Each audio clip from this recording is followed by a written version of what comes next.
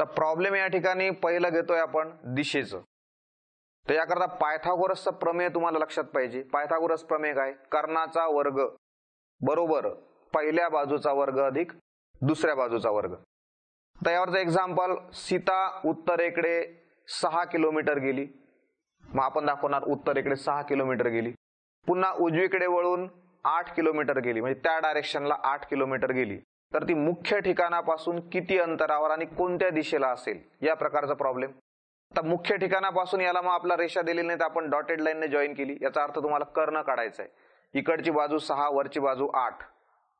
कर्णाचं जर सूत्र लावलं तर कर्णाचा वर्ग, याचा अर्थ 8चा कर्णाचा वर्ग बरोबर 8चा वर्ग अधिक 6चा वर्ग, म्हणजे 64 अधिक 36 बरोबर 100. हे झालं कर्णाचा वर्ग.